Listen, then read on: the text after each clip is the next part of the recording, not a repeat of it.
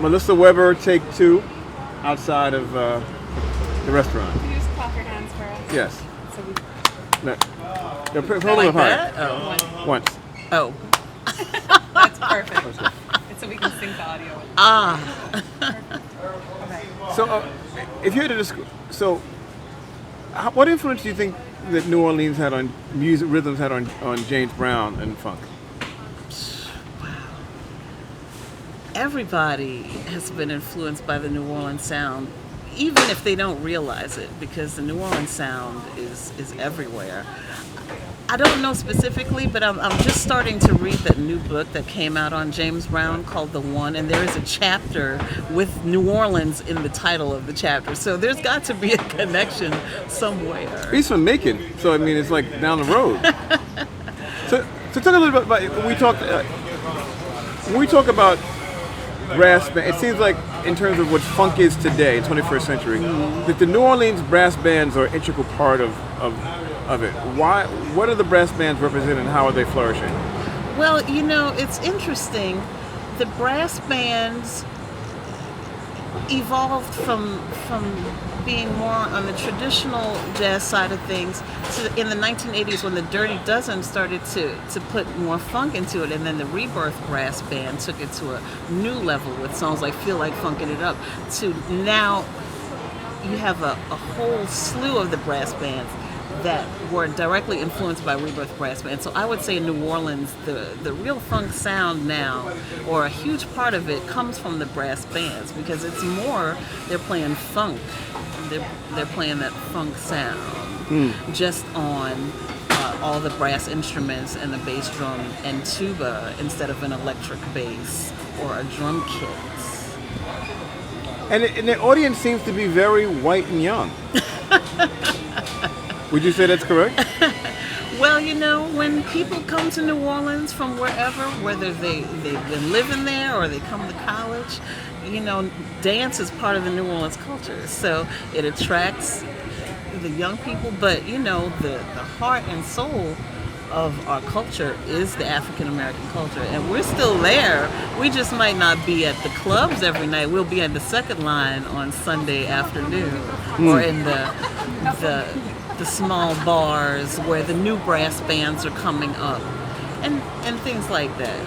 There's this band, Galactic, from New Orleans. Could you talk about who they are and their significance? Galactic has been around for a very long time. We're very proud of them, because I remember when they were Galactic Prophylactic and they were a college band, and they've just blown up all over the place, and they will tell you themselves, I hope I'm not speaking incorrectly for them, but I think that they were directly influenced by the Meters, because they've studied the Meters well and have taken that funk and transformed it on their own, so that they're very, very popular now.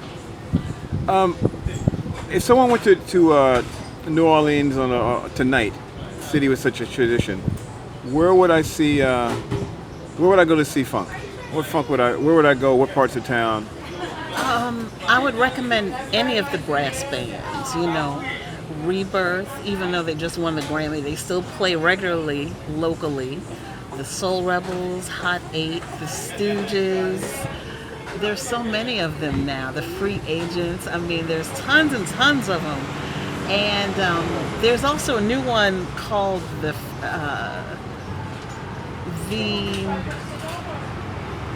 Brassaholics, and they're billed as go-go brass funk band. So they're even mixing DC go-go in with the New Orleans sound and the brass band sound and funk. So it's all kinds. It's interesting because the brass bands tend to be black. Oh yeah, all of them. And the funk bands tend to be white. Is this weird? Or is it weird? Well, it's part What do you make of that?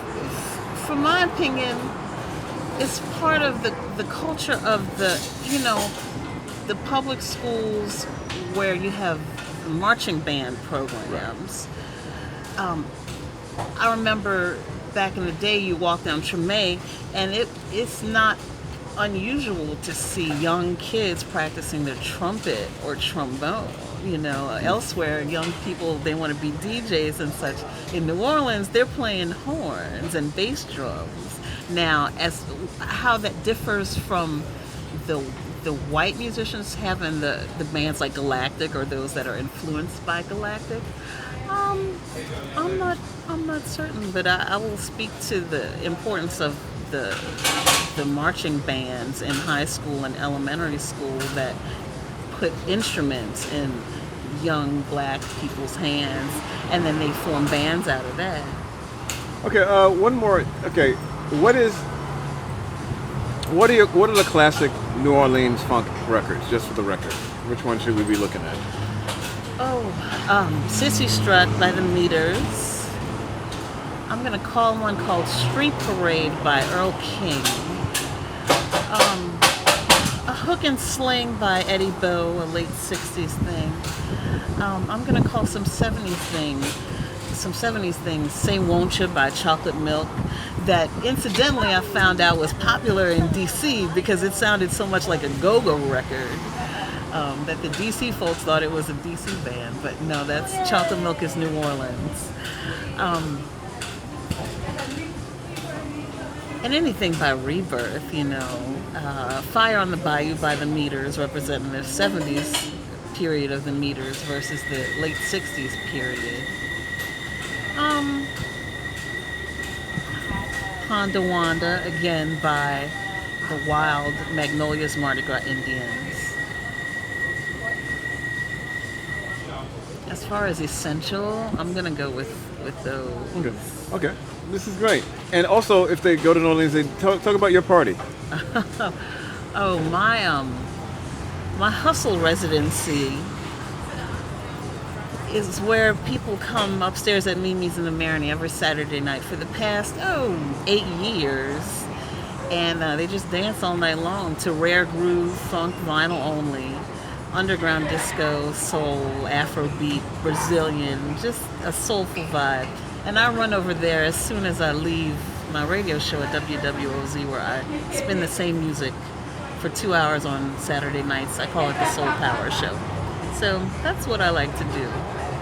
Good stuff to do. Thank you.